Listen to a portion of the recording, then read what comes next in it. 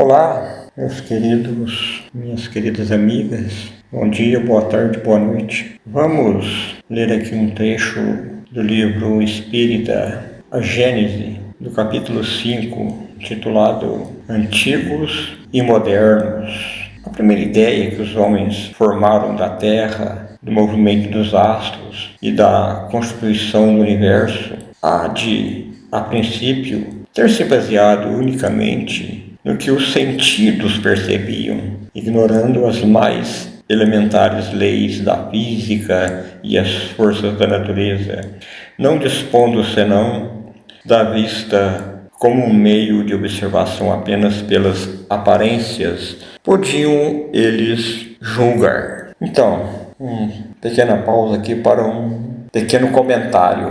Nós, seres humanos, no princípio, nós ainda não tínhamos nenhum conhecimento científico adequado, não tínhamos aparelhos próprios para fazer análises, cientistas, estudiosos baseando-se em fatos, não tínhamos laboratórios para provar nada. A gente apenas acreditava naquilo, que o nosso sentido, naquilo que nós podíamos ver, sentir. Daí surgiam inúmeras suposições dos mais variados tipos, de acordo com o que cada um pensava. Surgindo daí, então, muitas lendas, muitas hipóteses que eram tidas como verdades absolutas. Vamos continuar. Vendo o sol aparecer pela manhã de um lado do horizonte e desaparecer à tarde do lado oposto, concluíram naturalmente que ele girava em torno da Terra, convencendo-se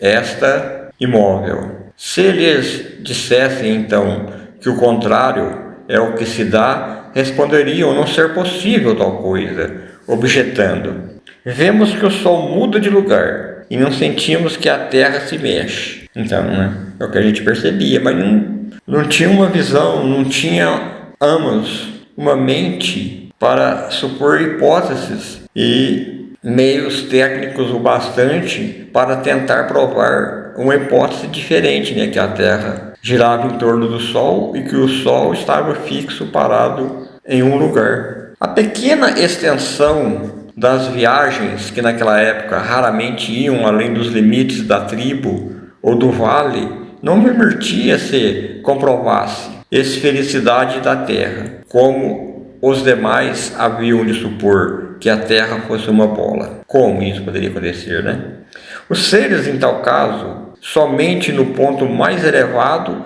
poderiam manter-se e supondo-a habitada em toda a superfície, como viveriam eles no hemisfério oposto, com a cabeça para baixo e os pés para cima. Ainda menos possível houvera parecido isso com o movimento de rotação, quando mesmo aos nossos dias em que se conhece a lei de gravitação, se vê em pessoas relativamente esclarecidas não perceberem esse fenômeno, como nos surpreendemos de que homens das primeiras idades não o tenham sequer suspeitado. E o pior, gente, ainda existe aí os terraplanistas, acreditando que a Terra é plana, é um planalto envolvido em uma cúpula. É incrível, ainda pensar, que nos dias de hoje ainda existem opositores às próprias leis da gravidade, às próprias leis da física, totalmente comprovadas por estudo laboratorial. Para eles, pois, a Terra era uma superfície plana e circular, qual uma mó de moinho, dando uma paradinha aqui. Então, as pessoas que acreditam nisso, em terraplanismo, estão se portando como os primeiros homens lá das primeiras civilizações terrestres, Ainda parecem-se muito nesse modo de pensar com os homens das cavernas, com os homens que saíram das cavernas e começaram a montar suas tribos mais organizadas. Ainda continuam nessa mesma ideia, Nessa bolha que eles montaram aí na internet, que graças à rede, Um tanto de gente que ainda acredita nisso, sendo que ainda gente que tentando provar que a Terra é plana, acabou falecendo, né, na experiência para provar isso. Daí, a expressão ainda em uso, ir ao fim do mundo, desconheciam-lhe os limites, a espessura, o interior, a face inferior, o que lhe ficava por baixo. Aqui logo veio um comentário do Allan Kardec, mas antes disso, como é que nós ia saber, né? Não tínhamos métodos suficientes para pelo menos calcular, pelo menos imaginar que fosse o que havia abaixo de nossos pés, abaixo e além até daquilo que podíamos cavar ou da onde até podíamos viajar. Agora então vem a nota de Allan Kardec. A mitologia hindu ensinava que ao entardecer o astro do dia se despojava de sua luz e atravessava o céu durante a noite com uma face obscura. Já na mitologia grega, figurava puxado por 4 cavalos, o carro de Apolo, que era para eles o deus da beleza, da luz, das artes, da profecia. Anaximandro, que viveu entre 610 nascido e falecido 547 a.C., filósofo grego pré-socrático, considerou o infinito como o princípio do universo. De Mileto sustentava ao que refere Plutarco, que viveu 50, nascido, falecido 125 depois de Cristo. Este um escritor grego. Que o Sol era um carro cheio de fogo, muito vivo, que se escapava por uma abertura circular. Epicuro, de 341 a 270 a.C., este filósofo grego. Segundo uns, teria emitido a opinião de que o Sol se acendia pela manhã e se apagava à noite nas águas do oceano. Segundo outros, ele considerava esse astro uma pedra pómez, aquecida até a incandescência. Já Anaxágoras, em 500 a.C. até 428 a.C., outro filósofo pré-socrático, o tomava por um ferro embraseado do tamanho do Peloponeso, coisa singular. Os antigos eram tão invencivelmente induzidos a considerar real a grandeza aparente desse astro que perseguiram o filósofo temerário por haver atribuído aquele volume ao facho do dia, fazendo-se necessária toda a autoridade de Péricles, este de 495 a.C. a 429 a.C. Político ateniense. Péricles foi discípulo de Anaxágoras, que foi acusado de impiedade para com os deuses e teve que sair de Atenas para salvá-lo de uma condenação à morte. E para que essa pena fosse comutada na de exílio. Isto está no livro de Flammarion, Estudos e Leituras sobre a Astronomia, página 6. Toda essa partinha que nós lemos aqui sobre essas ideias, né, desses filósofos e de tais povos antigos sobre como era a Terra, tentando explicar como era o Sol, e mesmo alguns tendo ideias consideradas hoje muito ridículas, que não desmerecendo a nossa inteligência, né, a nossa capacidade que já tínhamos de compreensão das coisas, né, pois já éramos espíritos lá encarnados naquela época, já com a capacidade de pensar, de supor, de criar hipóteses. Hoje poderia-se dizer que são ideias ridículas, né? Mas nunca, jamais, né, desmerecendo esses estudiosos, esses filósofos, pois não tínhamos nada, né, para provar as nossas ideias. Então não passavam de hipóteses que, para nós, acreditando em deuses, em crenças que nós criamos tentando explicar o porquê das coisas, muitas vezes indo contra algumas ideias já estabelecidas e tidas como concretas, muitas vezes pessoas que pensavam ao contrário dessas ideias eram massacradas, torturadas, condenadas à mortes, exilados e por aí vai. Então, diante de tais ideias emitidas no quinto século antes do Cristo, ao tempo da maior prosperidade da Grécia, não devem causar espanto aquelas que os homens das primeiras idades faziam sobre o sistema do mundo, 500 anos antes de Cristo, a Grécia era tida como um grande berço filosófico, acadêmico, de universidades, lugares onde as pessoas mais abastadas e mais nobres de todos os cantos ali das redondezas da terra iam estudar e se formar em escolas gregas. Por se mostrar sob forma côncava, o céu na crença vulgar era tido como uma abóboda real, cujos bordos inferiores repousavam na terra. Eles marcavam os confins.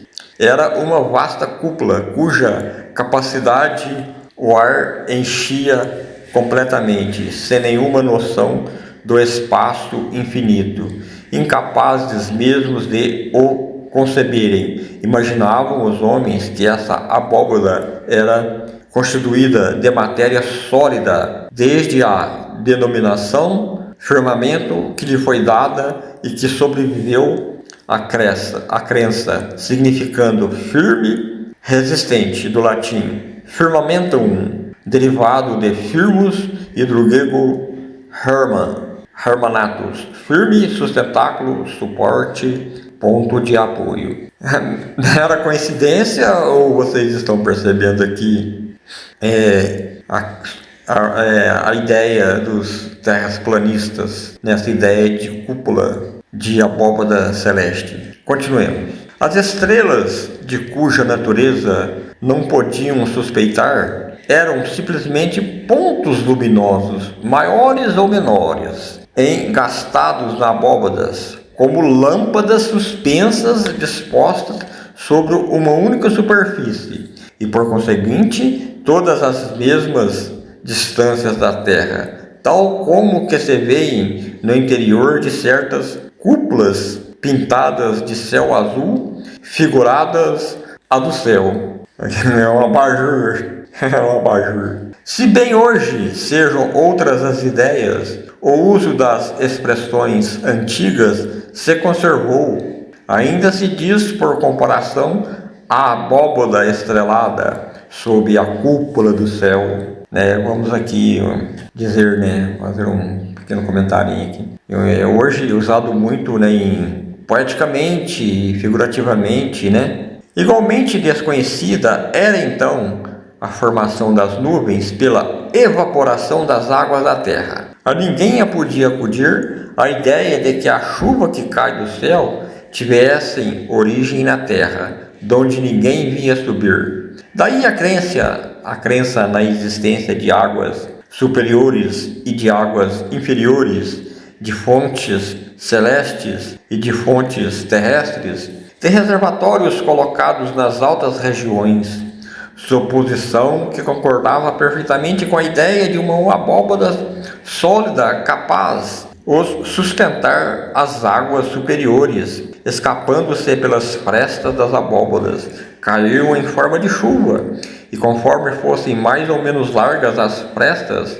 a chuva era branda, torrencial e diluviana. A ignorância completa do conjunto do universo e das leis que o regem da natureza, da constituição e da destinação dos astros, que aliás pareciam tão pequenos comparativamente à Terra, fez necessariamente fosse esta considerada como a coisa principal, o fim único da criação, e os astros como acessórios, exclusivamente criados em intenção dos seus habitantes. Esse preconceito se perpetuou até os nossos dias, apesar das descobertas da ciência, que mudaram para o homem o aspecto do mundo, e quanta gente ainda acredita que as estrelas são ornamentos do céu, destinados a recrear a vista dos habitantes da Terra, né? Nessa ideia, né, somos exclusivos, somos um povo escolhido, somos um povo único, merecedor de tudo isso que existe. Continuemos. Não tardou, porém, a se aperceberem do movimento aparente das estrelas, que se deslocavam em massa do Oriente para o Ocidente, despontando ao anoitecer e ocultando-se pela manhã, conservando suas respectivas posições. Semelhante observação, contudo, não teve durante longo tempo outra consequência que não fosse a de confirmar a ideia de uma abóbada sólida a arrastar consigo as estrelas no céu, no seu movimento de rotação. Então, essas ideias primárias, ingênuas, constituíram no curso de longos períodos seculares o fundo das crenças religiosas e serviram de base a todas as cosmogonias antigas. Mais tarde, pela direção do movimento das estrelas e pelo período retorno delas na mesma ordem, percebeu que a abóbada celeste não podia ser apenas uma semiesfera posta sobre a Terra, mas uma esfera inteira, oca, em cujo centro se achava a Terra, sempre chata ou, quando muito, convexa e habitada somente na superfície superior. Bom, isso já era um progresso, né? Mas qual o suporte da Terra? For inútil mencionar todas as suposições ridículas geradas pela imaginação, desde dos indianos que a diziam suportada por 4 elefantes brancos, pousando estes sobre as asas de um imenso abutre. Os mais sensatos confessaram que nada sabiam a respeito. Aqui vem mais uma nota. De acordo com a mitologia hindu, a Terra era a metade de uma esfera sustentada por 4 elefantes sobre uma grande tartaruga. Creio que se pronuncia Chukwa. Isso explica movimento da Terra pelos céus. Entretanto, uma opinião geralmente espalhada nas teogonias pagãs, situadas nos lugares baixos, ou por outra nas profundezas da terra ou debaixo desta, não se sabia bem a morada dos réprobos, chamada inferno, isto é, lugares inferiores, né, o significado de inferno, e nos lugares altos, além da região das estrelas, a morada dos bem-aventurados. A palavra inferno se conservou até os nossos dias e ainda dura até hoje, se bem haja perdido a significação etimológica desde que a geologia retirou das entranhas da terra o lugar dos suplícios eternos, e a astronomia demonstrou que no espaço infinito não há baixo nem alto, né? Hoje nós, com a nossa tecnologia moderna, conforme a humanidade foi evoluindo, e com a inteligência aumentando, fazendo descobertas, inventando instrumentos dos mais variados tipos para os mais variados tipos de estudos, né? Aqui citado a astronomia, que hoje tem telescópios, temos uma infinidade de instrumentos, né, para estudar a astronomia. Sob o céu puro da Caldeia, da Índia e do Egito, berço das mais antigas civilizações, o movimento dos astros foi exatidão. Quanto o permitia a falta de instrumentos especiais, notou-se primeiramente que certas estrelas tinham um movimento próprio, independente da massa, o que não consentia a suposição de que se achassem presas à abóbada. Chamaram-lhes estrelas errantes ou planetas para distingui-las das estrelas fixas, Calcularam-se-lhes os movimentos e os retornos periódicos. No movimento diurno da esfera estrelada foi notada a imobilidade da estrela polar, em cujo derredor das outras descreviam em 24 horas círculos oblíquos paralelos, uns maiores para outros menores, conforme a distância em que se encontravam da estrela central. Foi o primeiro passo para o conhecimento da obliquidade do eixo do mundo. Viagens mais longas deram lugar a que se observasse a diferença dos aspectos do céu, segundo as latitudes e as estações. A verificação que a elevação da estrela polar acima do horizonte variava com a latitude abriu o caminho para a percepção da redondeza da Terra. Foi assim que pouco a pouco chegaram a fazer uma ideia mais exata do sistema do mundo. Já pelo ano 600 a.C., Tales de Mileto, na Ásia Menor, descobriu a esfericidade da Terra, a obliquidade da eclíptica e a causa dos eclipses. Um século depois, Pitágoras de Samos descobre o movimento diurno da Terra sobre o próprio eixo, seu movimento anual em torno do Sol, e incorpora os planetas e os cometas ao sistema solar. Já Hiparco de Alexandria, esta no Egito,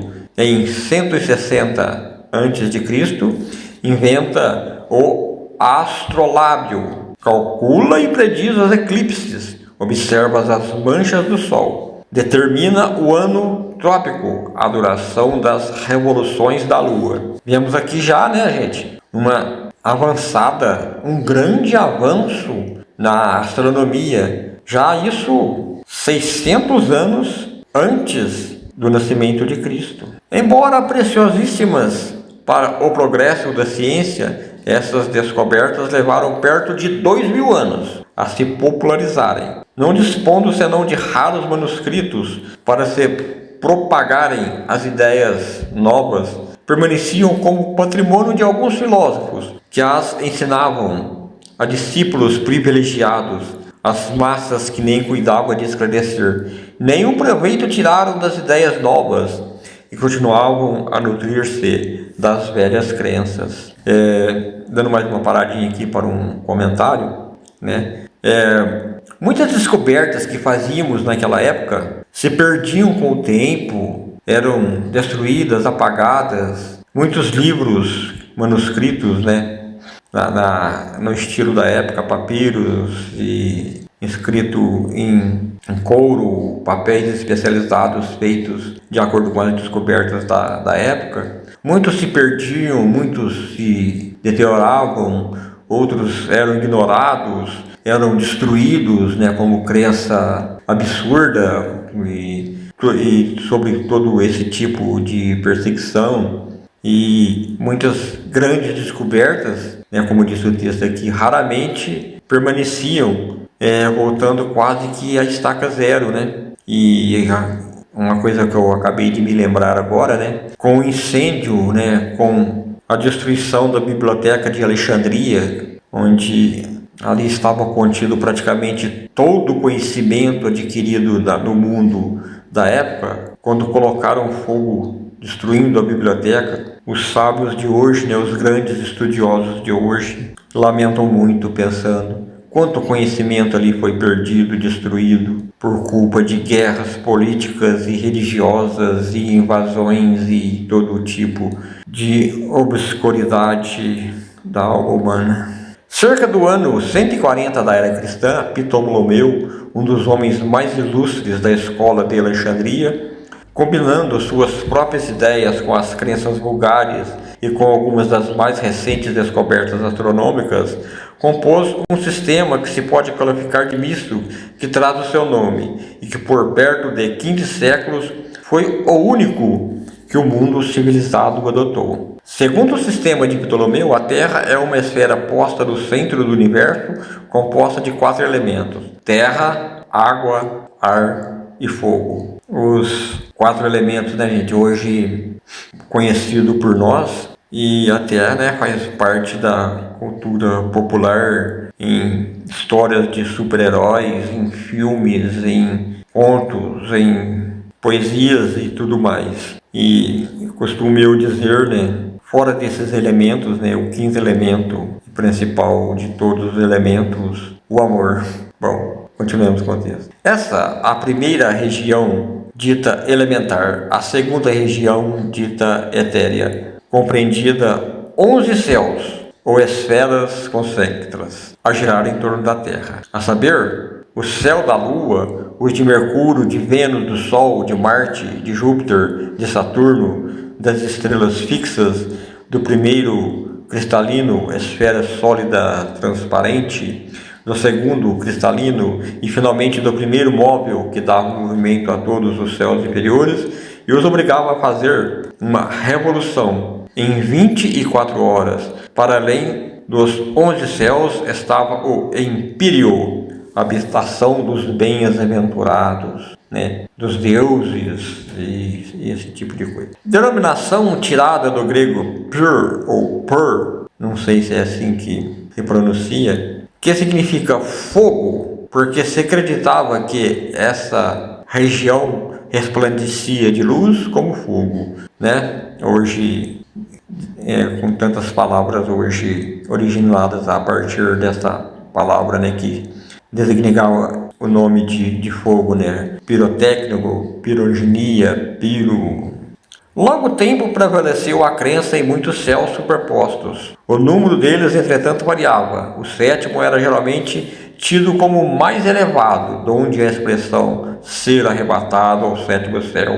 Paulo disse que fora arrebatado ao terceiro céu, né, que é uma expressão metafórica. Afora o movimento comum, os astros, segundo Ptolomeu, tinham movimentos próprios, mais ou menos ditados conforme a distância em que se achavam dentro as estrelas fixas, faziam uma revolução em 25.816 anos. Avaliação esta que denota conhecimento da precessão dos equinócios, que se realizava em 25.868 anos. No começo do século XVI, Copérnico, astrônomo célebre nascido em Thorn, na Prússia, no ano de 1472 e morto no ano de 1543, reconsiderou as ideias de Pitágoras e concebeu um sistema que, confirmando todos os dias por novas observações, teve acolhimento favorável e não tardou a desbancar o de Ptolomeu. Segundo o sistema de Copérnico, o Sol está no centro e ao seu redor os astros descrevem órbitas circulares, sendo a Lua um satélite da Terra. Decorrido um século, em 1609, já o grande sábio, astrônomo Galileu, natural de Florença, Itália,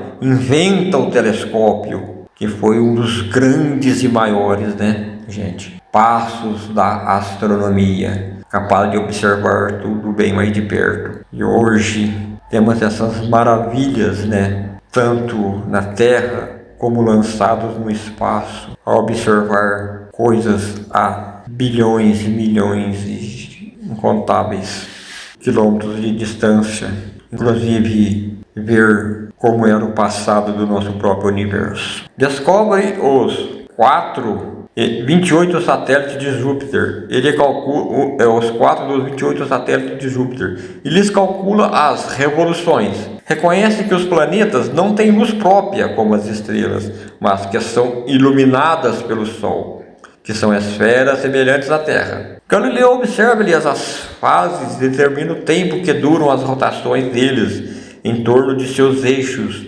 oferecendo assim por provas, matérias, sanção definitiva ao sistema de Copérnico. Reuniu então a construção dos seus superpostos. Reconheceu-se que os planetas são mundos semelhantes à Terra e sem dúvida habitados, Naquela época acreditando, já ele que provavelmente todos esses mundos já seriam habitados. E eu fico aqui imaginando, E Galileu observando, anotando, quantas noites inteiras, né, passando a observar o céu, fazendo as suas anotações, vibrando, né, de alegria com as suas descobertas. São inumeráveis sóis prováveis dentro de outros tantos sistemas planetários, sendo o próprio Sol reconhecido como estrela, centro de um turbilhão de planetas que se acham sujeitos. Então as estrelas deixaram de estar confinadas numa zona da esfera celeste para estarem igualmente disseminadas pelo espaço, sem limites, encontrando-se a distâncias incomensuráveis uma das outras, mesmo as que parecem tocar-se, sendo as aparentemente menores as mais afastadas de nós, e as maiores as que nós estão mais perto, porém ainda assim a centenas de milhões de léguas. Os grupos que tomaram o nome de constelações, mas não são do que agregados aparentes causados pelas distâncias.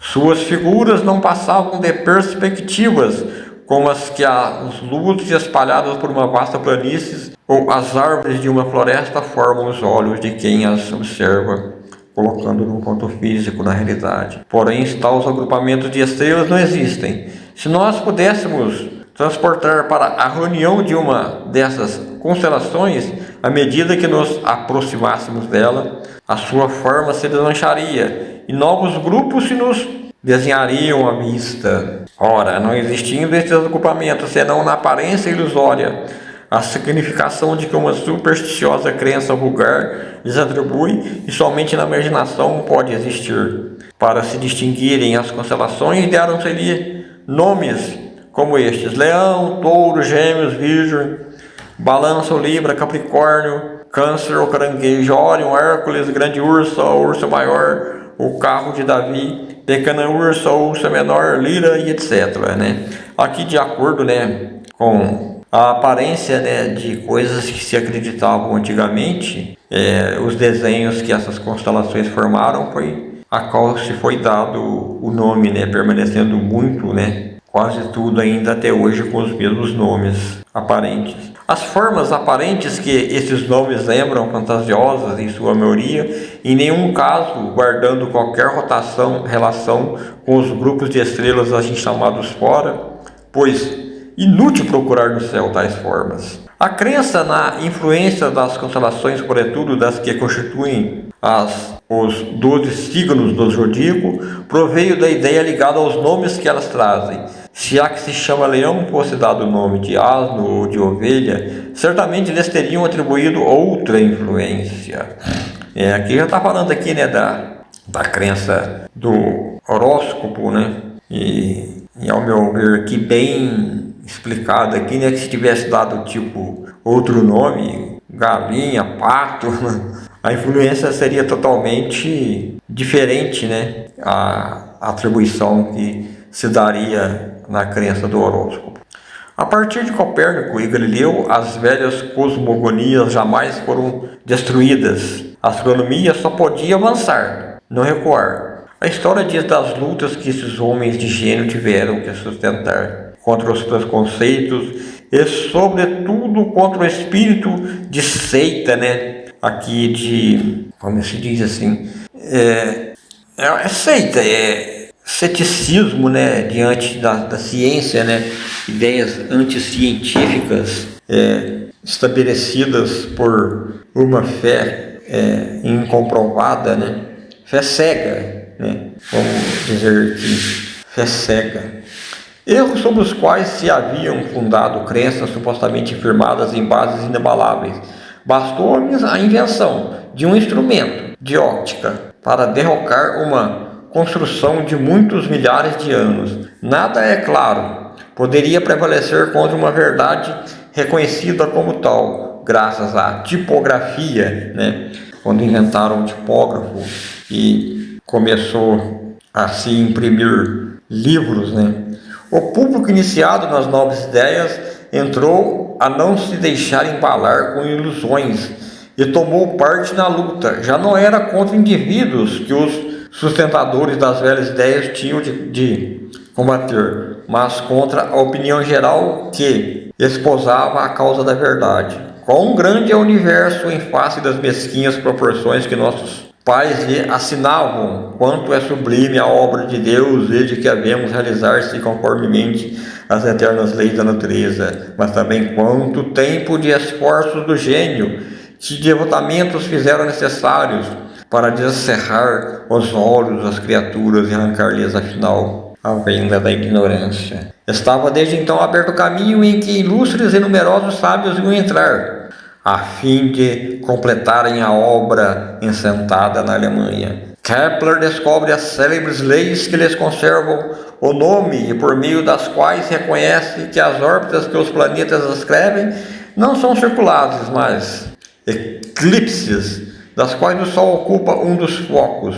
Newton, na Inglaterra, descobre a lei da gravidade. Lei esta da gravitação universal. Laplace, na França, cria a mecânica celeste. Finalmente, a astronomia deixa de ser um sistema fundado em conjecturas ou probabilidades e torna-se uma ciência ausente nas mais rigorosas bases. As do cálculo da geometria ficam assim lançadas umas das pedras fundamentais da Gênese, cerca de 3.300 anos depois de Moisés, né? Só assim, depois de 3.300 anos depois de Moisés, com a invenção do telescópio, veio a ser confirmado, né, gente? Definitivamente, hoje o que sabemos, a Terra é redonda, temos o sistema solar que gira em torno do céu, do Sol. Esse texto escrito já há mais de 200 anos, e hoje, com inúmeras descobertas na astronomia, está muito mais do que comprovado tudo isso. Obrigado, amigos, obrigado, amigas, pela atenção. Este texto está presente no capítulo 5, Antigos e Modernos, livro A Gênese da Codificação Espírita, de Allan Kardec, colaborada por Galileu Galilei, espírito já encarnado, ditando diversas mensagens através de Camille Flammarion, grande astrônomo da época da codificação espírita, também grande estudante de todos esses fenômenos. Muita paz, muito amor e sabedoria a todos, e até a próxima.